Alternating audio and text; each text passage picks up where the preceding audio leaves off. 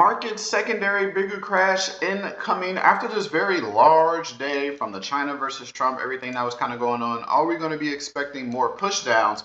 We're going to go over two key areas to watch out for of supports and also a key resistance area that is new on the S&P 500. I will also update 𝐶𝐭, which is like the NASDAQ 100, the IWM, which is like Russell 2000.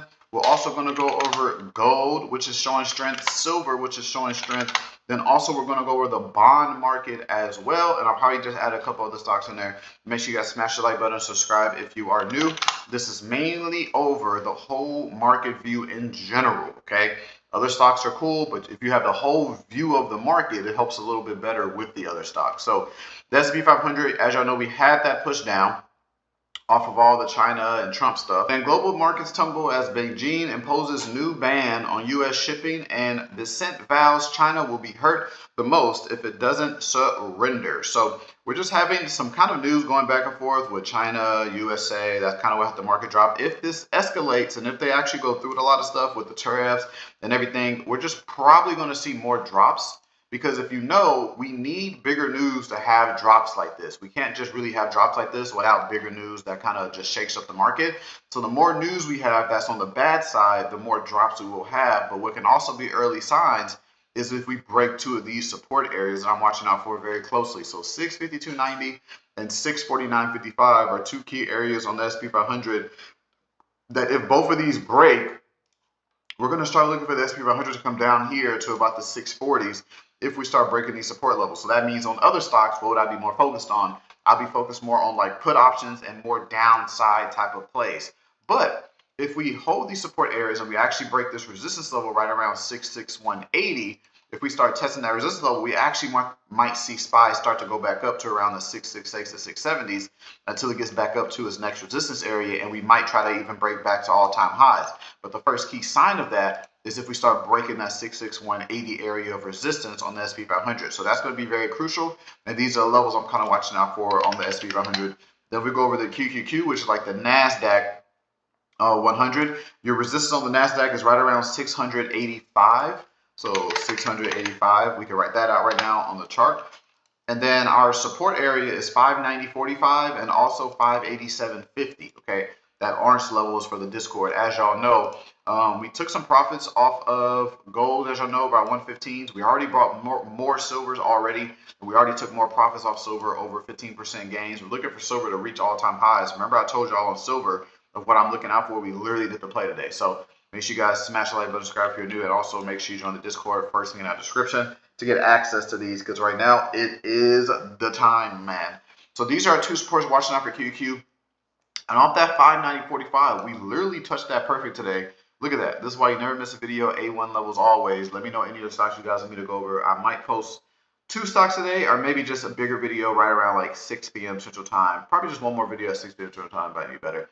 But yeah, big support pushes off of that of 𝐶𝐭. So all support did, all 𝐶𝐭 did was open lower in pre-market, stall out, come down to support, and then come back up. So nothing really crazy. Usually when we have bigger days like this, like on 𝐶𝐭, we usually stall out. If we go back in time, our bigger day was around here. We kind of just stalled out in this range of motion, didn't really go anywhere. And then if you look at the next bigger days, like see this big green day we had, we stalled out for almost a week and a half, and then we started going back up. Then the bigger days here, big day on 𝐶𝐭, we stalled out for over a month and a half, and then we started going down. So usually these bigger days present some stall out periods, and so far, that's what it's kind of looking like. But we have a short-term resistance. We have our 2 supports. We break supports, looking for 𝐶𝐭, probably go down to like the 580s. That'll be a target I'm looking out for like more puts. But if we break this resistance, then maybe we go up to around the 607, 608s until we get to the next bigger resistance areas.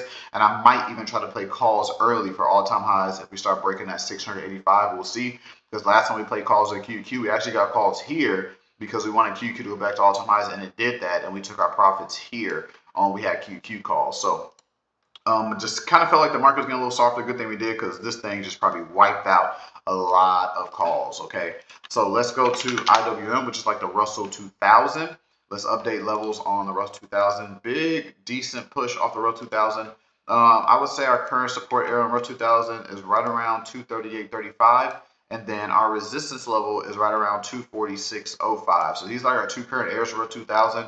pretty slow, pretty decent targets. We want Russell 2000 to start coming back down and break support. If it does that, then we're looking for the Russell probably go down around the 230s. But if we break that resistance, we actually might want to start going back to all-time highs, which it is not that far from it, right? Yes, they had a big drop, but they recovered so fast. We're not that far from the all-time highs. And even if you measure the moves, we're only down 2%, 1%. It's not that far bigger drop. So we're not bearish yet. We're still kind of just bullish until we get more droppers and breaking these key areas of support. Let's go to gold. Gold ran up, hit the target of 380. Support is still the same, right around 369.50. So we're going to leave that there. No clear resistance. We were going to buy more gold today. We would have been up on that, but I was kind of more focused on silver. So like I showed y'all, we took all of our gold profits, over 115% gains, only took a couple days. I am looking to buy some more golds, because last time we bought the golds down here and we took the profit here. So I just need a bigger drop and a red day for me to buy the gold. So I'm kind of waiting for that. But remember I told you on silver gets a decent pull down, which we did get. Look at the pre-market of silver. Beautiful pull down, came down here. We start buying more silvers in this range. And silver has a resistance level around 47.10. So it pretty much just ran up, touched that resistance, having a little selling pressure. Silver also has support around 45.55. Silver all-time highs is 48.35. So we're still looking for silver to blow up and start reaching up, maybe even go up to the 50s, right? It is very bullish, nice trend on silver right here. So we're just playing in the bullish movements. We just keep buying silver every pull down we get, right? So we've been playing silver about 5 times or so in the past month, and gold too as well. But we're going to see how silver goes. And then I think there's going to be another buy on silver. If we can close below that resistance today and we try to break it tomorrow, I might buy more silvers above that 47.10 area resistance. So silver setting up for more buys and doing pretty good gains like I showed y'all. We already took some profits in the Discord. Make sure you join first in that description.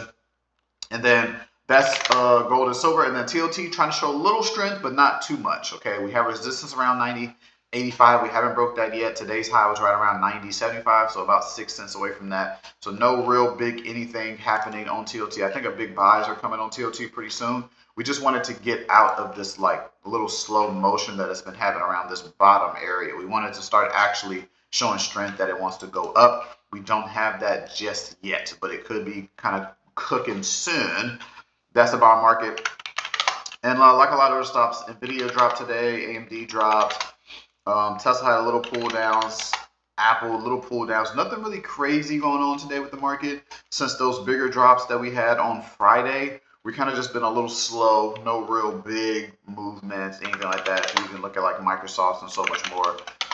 SMCI is kind of slow, CRWV slow, Palantir bounced off, a little slow. So nothing really crazy going on with the market, but I will update you guys on all these stocks in the next video. Smash the like button, subscribe if you're new, always remember, no recommendation about us, so anything, just for educational purposes only. So do not trade anything you see here in the video. Catch you guys on the next one. Bye.